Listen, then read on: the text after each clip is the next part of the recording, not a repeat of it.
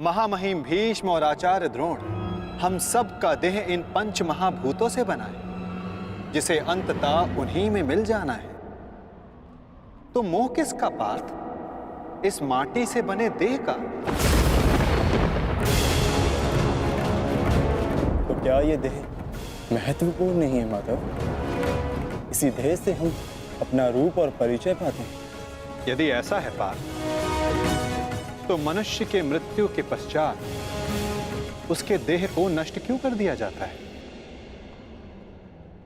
मनुष्य का वास्तविक स्वरूप और परिचय उसके देह से नहीं, उसके स्वभाव, उसके कर्म, उसके विचारों से होता है पार्थ।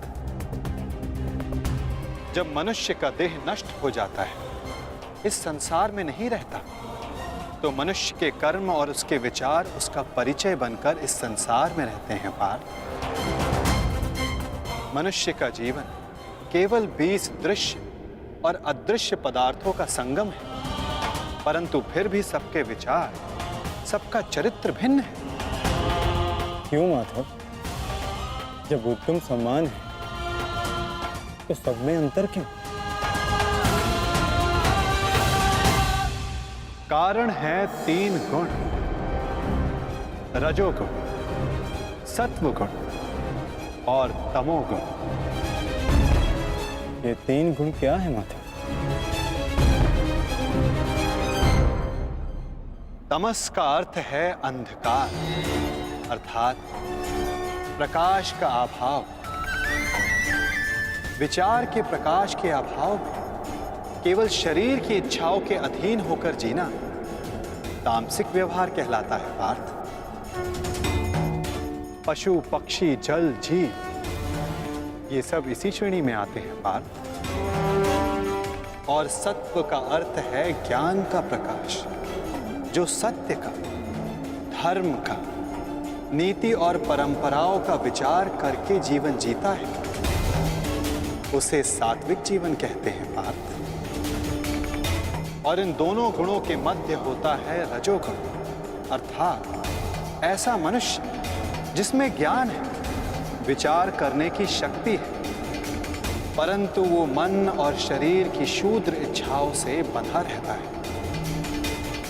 ऐसा मनुष्य रजस अर्थात अहंकार के साथ जीता है।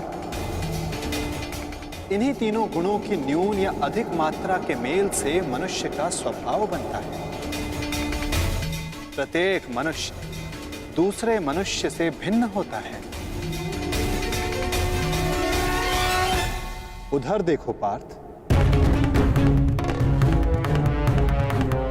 कौन दिखाई देता है? दुर्योधन और दुशासन। अब दुर्योधन के भीतर स्थित गुणों का विश्लेषण करो पार्थ। धर्म जानते हैं, परंतु उसका वहन नहीं करते। अहंकार इनके जीवन का केंद्र है, अर्थात तमस की मात्रा न्यून है और रजस गुण की अधिक, और सत्य तो बिल्कुल भी नहीं। और दुशासन, उसने सदा केवल अपने ज्येष्ठ का आदेश माना है, स्वयं का कोई विचार नहीं। इसलिए उसके मन में केवल तमस गुण है। अब महामहिम को देखो पार्थ, सत्व के साथ तमस के अद्भुत मेल को देखो। उनमें अहंकार नहीं है, परंतु पुरातन परंपरा और प्रण से बंधित है। आवश्यकता पड़ने पर भी परंपरा का त्याग नहीं कर सकते। और उधर आचार्य द्रोण को देखो पार्थ, ज्ञान और अहंकार का संगम। ज्ञान उनको मुक्त करने को आतुर है, परंतु अहंकार उन्हें मुक्त होने नहीं देता।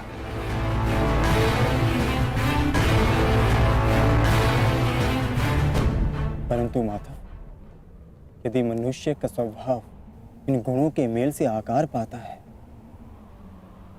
तब तो उसका व्यवहार जन्म से ही निश्चित होता है ना। सिंह का गुण है कि वो मृग का आखेट करेगा ही, भयभीत करेगा ही। उसी प्रकार मृग का भी गुण है कि उसे सिंह से भयभीत होना ही है। यदि किसी का अपराधी और अधर्मी होना निश्चित है, तो फिर हम क्यों किसी के कर्मों की प्रशंसा करते हैं? क्यों हम किसी को अपराधी मानकर उसे दंड देते हैं? क्या आवश्यकता है किसी के नाश की? क्या आवश्यकता है किसी के प्रतिकार की? उत्तम प्रश्न है पार्थ, परंतु मनुष्य का कर्म जानने से पूर्व यह समझ लेना आवश्यक है कि मनुष्य वास्तव में है क्या। क्या मनुष्य केवल पंच महाभूतों का मेल है? नहीं, मनुष्य केवल पंच महाभूतों का, पंच पदार्थों का, पंच ज्ञान इंद्रियों, पंच कर्मेन इंद्रियों और 3 गुणों का मेल नहीं। इन 23 गुणों के अतिरिक्त भी एक शक्ति है जो मनुष्य को विचार करने की, धर्म और कर्म समझाने की, उसको भिन्न बनाने की शक्ति देती है, और वो शक्ति है चेतना। इन 24 तत्वों का मेल ही प्रकृति है पार्थ। जो मनुष्य योनि नामक यंत्र में वास करती है, पुरुष अर्थात परमात्मा का अंश। जब पुरुष और प्रकृति अर्थात आत्मा और परमात्मा का मेल होता है, तभी जाकर मनुष्य का देह जीवित रहता है। यदि मनुष्य परमात्मा का अंश है, तो फिर ये आत्मा क्या है? इसे कैसे जाना जाए? तुम एक महारथी हो और इस रथ का उपयोग करते हो। उसी प्रकार आत्मा इस शरीर नामक रथ का, इस यंत्र का उपयोग करती है, परंतु आत्मा शरीर नहीं होती। एक रथ के टूट जाने पर जिस प्रकार रथी का नाश नहीं होता, उसी प्रकार शरीर के नष्ट हो जाने पर आत्मा का नाश नहीं होता। नयनम चिंदन्ति शस्त्राणि नयनम दहति पावक न चैनम क्लेद्यन्तापो न शोषति मारुता।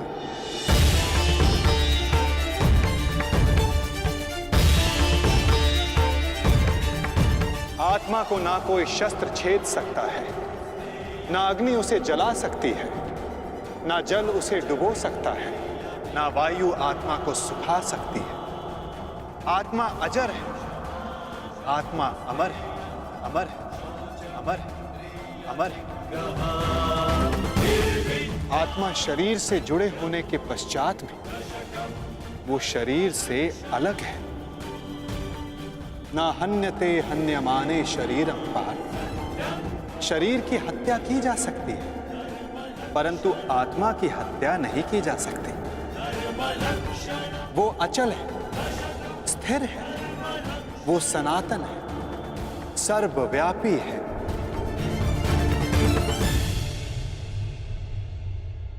जिस प्रकार हम पुराने वस्त्रों को त्याग कर नया वस्त्र धारण करते हैं, ठीक उसी प्रकार हमारी आत्मा देह नष्ट हो जाने के पश्चात नया देह धारण कर लेती है।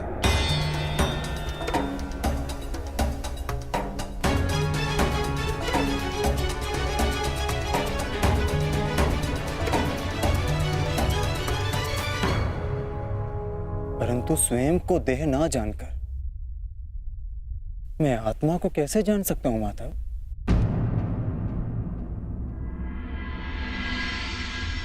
पार्थ, इसमें कुछ असंभव नहीं। एक दृष्टिहीन व्यक्ति संसार को अपनी मन की दृष्टि से देखता है। बोलने में असक्षम व्यक्ति प्रयास करके अपने संकेतों से संसार को समझाता है। जिनके हाथ पांव नहीं होते, वो भी पुरुषार्थ करते हैं। तो आत्मा को जानना भी इतना कठिन कार्य नहीं है पार्थ।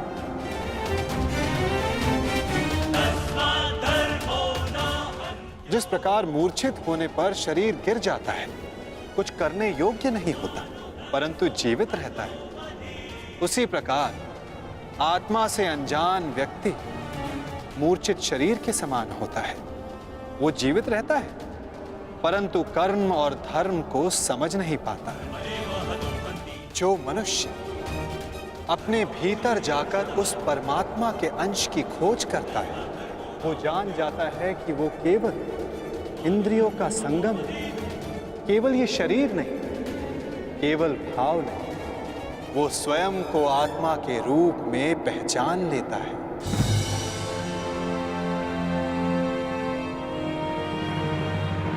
पर ब्रह्म विभाजित होकर पुरुष और प्रकृति बने पार्थ। फिर प्रकृति की प्रत्येक वस्तु में आत्मा का वास हुआ। प्रकृति यानी मनुष्य का शरीर जब वो मोह और अंधकार से घिर जाता है, तब वो अपनी चेतना को खो देता है। तब उस मोह निद्रा को तोड़कर अपनी चेतना को जगाना, स्वयं को परमात्मा का भाग जानना, यही आत्मा का कार्य है, यही उसका उद्देश्य है पार्थ। यदि हर आत्मा परमात्मा का अंश है, तो फिर ये प्रगति और अवगति, नाश और उत्थान, पाप और धर्म, ये सब परमात्मा स्वयं कर रहे हैं। नहीं पार्थ, ये मनुष्य की चेतना और आत्मा करती है। जिस प्रकार कीचड़ से घिरा रत्न अपनी चमक खो देता है, जिस प्रकार मेघों से घिरा सूर्य अपना प्रकाश खो देता है, वैसे ही प्रकृति के 24 तत्वों से घिरी आत्मा ये भूल जाती है कि वो परमात्मा का अंश है। उसे लगता है कि ये देह ही सब कुछ है, देह के अतिरिक्त भी उसका कोई अस्तित्व है, इसका उसे भान ही नहीं रहता। वो केवल देह की संवेदना को ही ज्ञान मानती है। हानि लाभ, सुख दुख, स्वाद गंध, स्पर्श श्रवण, बस इसे ही अपना अनुभव मान लेती है। वो पाप करती है। जो आत्मा परिवर्तन का प्रयत्न नहीं करती, जो अधर्म करते रहती है, उसको जागरूक करने के लिए दंड देना अनिवार्य होता है पार्थ। उसके जागरण के लिए युद्ध अनिवार्य होता है।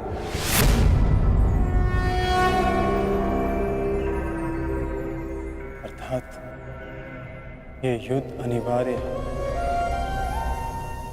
मैं शरीर नहीं। हाँ पार्थ, तुम भी ये शरीर नहीं, तुम भी आत्मा हो। और इस युद्ध भूमि में खड़ा प्रत्येक योद्धा वैसा नहीं जैसा तुम उसे जानते हो।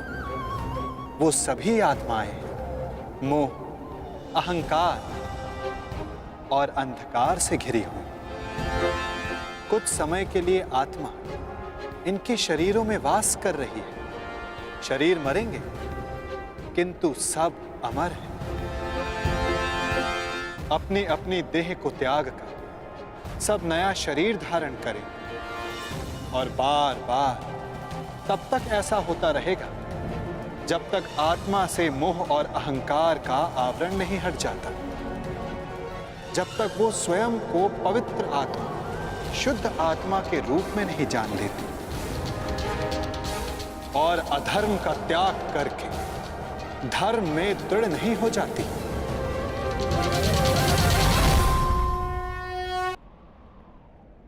ब्रह्म विद्या का पहला पाठ यही है पार्थ। तुम क्या खोने से डरते हो? तुम क्या साथ लाए थे जो तुम वापस ले जाओगे? जिसने जन्म लिया है उसे एक ना एक दिन अवश्य मरना होगा,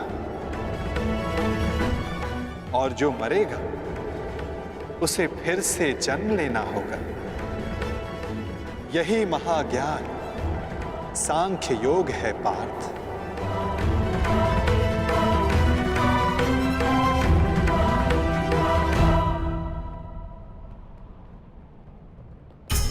जब मनुष्य स्वयं को परमात्मा के अंश के रूप में जान लेता है, तब उसे ज्ञात हो जाता है कि सृष्टि ही परमात्मा है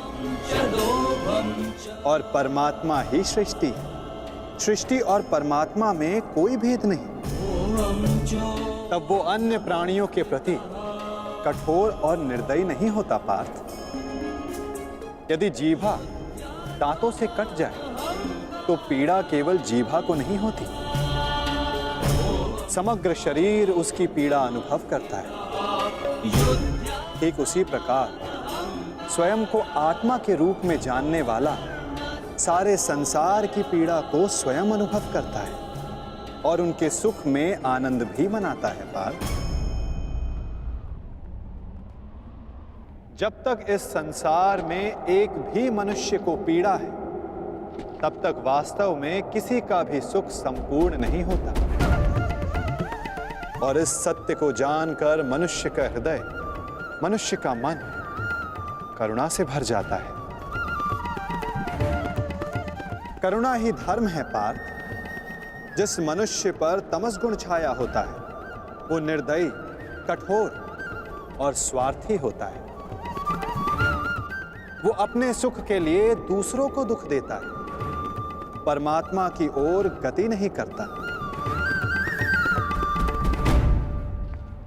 अर्थात परमात्मा से दूर ले जाने वाले मार्ग का नाम अधर्म है पार्थ।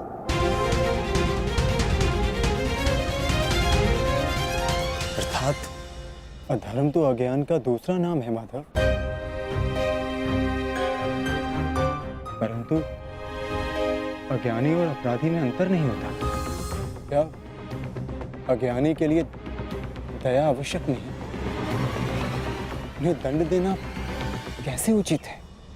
जब एक अज्ञानी ज्ञान का मूल्य जानने को सज्ज ना हो तो दंड ही समाधान है पार्थ, और दंड ही दया है, उसके प्रति भी और दूसरों के प्रति भी।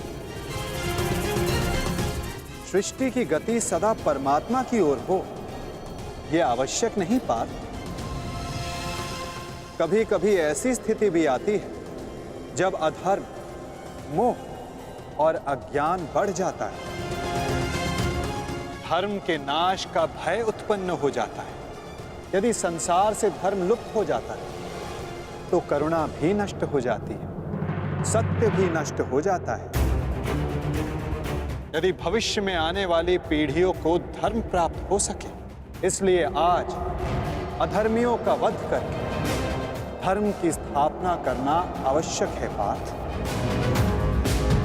और आज तुम्हारे समक्ष ऐसी ही स्थिति है।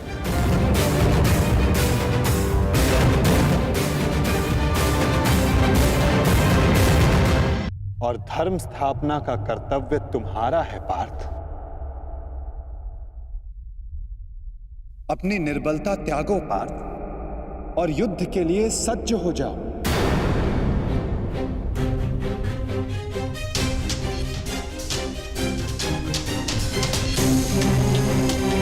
किंतु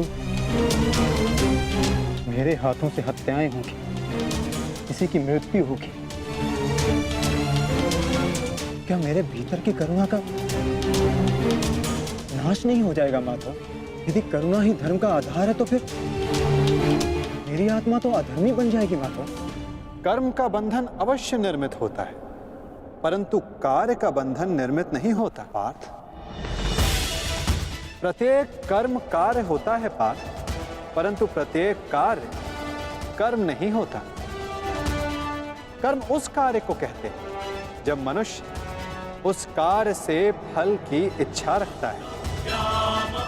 जब भी मनुष्य धन, संपत्ति, प्रशंसा के लिए कार्य करता है, उस कार्य से फल की आशा रखता है, तब वो उस फल में बंध जाता है और इसी कारण उसे बार बार जन्म लेना पड़ता है पार्थ। वास्तव में मनुष्य को कोई कर्म नहीं बांधता पार्थ। उस कर्म से जुड़ी फल की आशाएं, फल की कामना मनुष्य को बांधती है। वो कैसे माधव?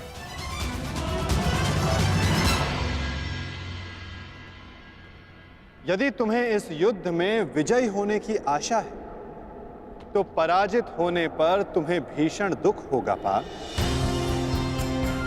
वो दुख तुमसे कुकर्म करवाएगा और उसके फल के लिए तुम्हें दूसरा जन्म लेना होगा। और यदि तुम्हें विजय प्राप्त हुई तो वो तुम्हारा अहंकार बढ़ाएगा और उस अहंकार से तुम्हें विश्व विजयी बनाएगा, हत्याएं करवाएगा, उसका पाप तुम्हें बांधेगा पार्थ। तनिक विचार करो पार्थ, यदि इस युद्ध में तुम विजय होने का मोह त्याग दो, पराजित होने का भय त्याग दो, तो बताओ पार्थ, इस युद्ध के पश्चात तुम्हें दुख प्राप्त होगा या सुख?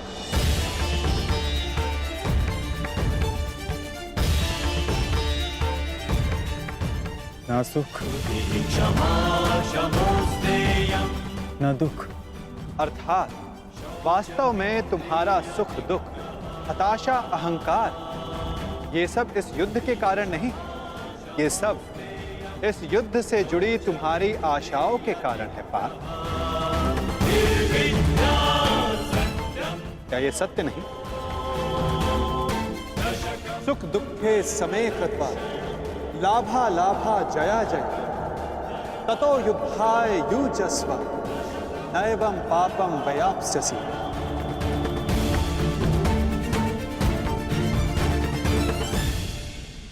पार्थ, सुख और दुख को समान मानकर हानि और लाभ का विचार किए बिना यदि तुम ये युद्ध करोगे पार्थ, तो तुम पाप के भोगी नहीं बनोगे।